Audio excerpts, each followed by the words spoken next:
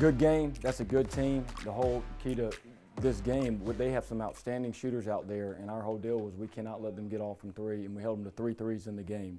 That's certainly a season low for them. That will probably be a season low for them. I can't imagine that being the case. Some shots they missed open, but we had a lot to do with it. You saw a lot of urgency for our guys to cover the three. When you're able to guard the three and you're able to stop them from getting the ball out of the net, you're able to really run the floor. And we really got going, used a lot of our depth the first half, made an up and down game, got wide, got loose, and were able to attack the basket. And you saw a very high 2-point percentage because we didn't make many threes ourselves. We only made 5 in the game. And if you would have told us tonight that 2 of the heaviest 3-point shooting teams in the country were going to make 8 threes total in the game, I don't think many people would have believed that. But we did a good job of getting to the basket, and we're 31 of 57 for the field, so we shot 55% in the game and held them under 40% for the game and held them at 15% from three. That's going to win a lot of games for you.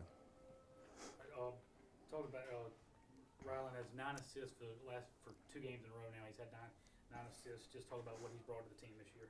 Yeah, obviously we had Jermaine out, who was such a valuable piece to the puzzle, but there's no one as valuable as Jermaine and Rylan Jones to our team.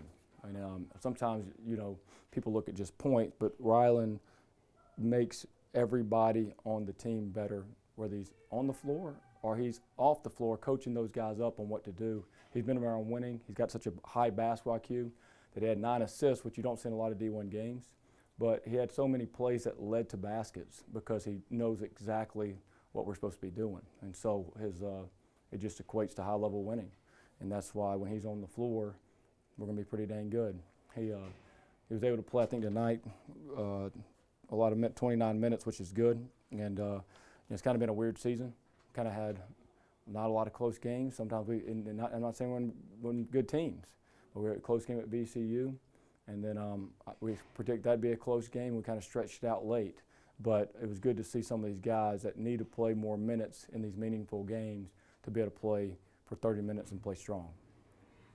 What have you seen from AJ to start the year? He's kind of been your emotional leader with Jermaine the last few games. Just how well he's been playing so far. AJ's our best defender. He can guard anybody. He can guard a point guard. He can guard a forward. When he gets going on offense, he does some miraculous things out there. And when he's going, he's got an unorthodox game in a lot of ways because he makes different type of shots. And when he's making those shots, it looks like magic out there. And tonight was one of those nights for him. But I just he's just really come into his own. And a lot of players, I don't just mean just him as a player, just him in general. And he knows exactly who he is now and exactly how he needs to play. And he's improving game by game. You got to remember he was injured for a lot of his career. And then he got here. We're in the middle of COVID. We never practiced. So now he's really getting the flow of what I thought AJ could be. He's a pretty dang good player for us. Yeah, obviously it always starts on the defensive side of the ball for us. 13 steals. It felt like at the beginning of the game when Dallas is all over those guys in the backcourt. That just kind of sets the tone, and they're just like, man, these guys are just pesky. Yeah. Did you feel that way tonight? Yeah, I did. Dallas is our defensive leader in the full court, and I don't think you can underestimate what that does. You can take other teams completely out of what they're trying to do at times when he's setting that tone up there. The great part about this team this year we have is I feel like we're very connected on offense and defense in a lot of ways. We'll continue to get better, but our IQ with our guards is pretty elite. And when you're able to play defense and you're able to switch screens the way we do, switch actions, recognize their actions, it makes life easy and it makes defense fun. So if you don't have high IQ guys, a lot of times you have to be so vanilla on defense because you can get lost out there. You need it in our league with the complex offense. You got to have people who can disrupt, but you also got to have guys who are connected because there's such great offense. I don't feel that we have been able to, in years past, we've never been this connected, and it's because of our IQ as elite with some of our players. And that's got to continue in league play because you know how the SoCon is. So much great ops, so many three-point shooters. And we know it. We talk about it every day, Ra. What do we say? Got to be able to guard the three. Got to be able to cover the three.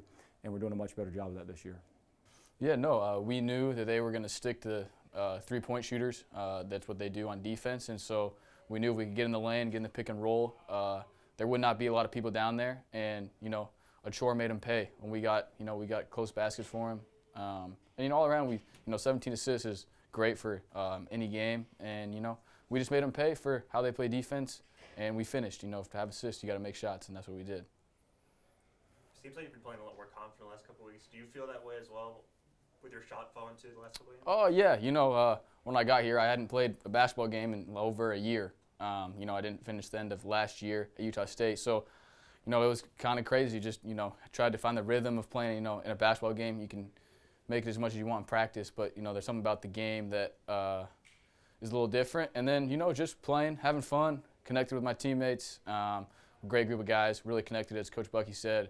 And when you're really connected, it's easy to have a lot of confidence. And when we're playing together, sharing the ball, everybody plays better. And, you know, that's what we've been doing the last couple of weeks. And I think that's why we're thriving in on this 6-game win streak. You know, he talked about how it all starts on defense. How fun is it to, when you guys are, like, pressing them and causing turnovers, and you see it in their face, like, man, these guys are just killing us. Yeah, no, I mean, it's fun. Never played like this before in my entire life, and I really enjoy it. You can totally see it on their faces, like, again, here they come, especially with Dallas, the leader of the pack up there. I mean, he loves it. He lives for it, and when he does that, we all feed off him, and same with AJ. I think they both had 4 steals. And, you know, and when they get going, then we get on the break, and it allows Jaden and Achor to get going. You know, it leads to easy buckets.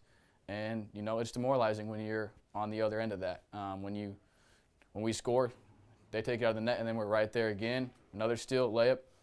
You know, so it makes us unique, and we just got to keep getting better and better and being more connected, like Coach Bucky said. You've been on a lot of solid teams. You've seen a lot of solid teams. What makes those teams that can gel like you guys have seemingly been doing the last several games? What makes those teams stand out? What's that key ingredient as you guys start rolling? It's kind of the culture, and starts with leadership. Starts up top with Coach Bucky, and then it starts with the players that have been here. Jermaine, AJ, Chor, all those guys were here last year.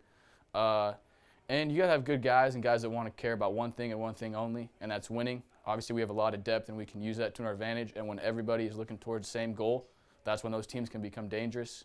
You know, when we all are happy for one another, when somebody else has 19 or 25, or, you know, you feel great when you make a pass to somebody and they score, or you get a steal, you cause a turnover. That's when the teams can be dangerous, and when you make a cool run, when it's all about one thing and one thing only, and that's winning. And that's what Coach Bucky started with this culture, and it's carried on down, and it's on us to keep it going every day, and that's what we're doing.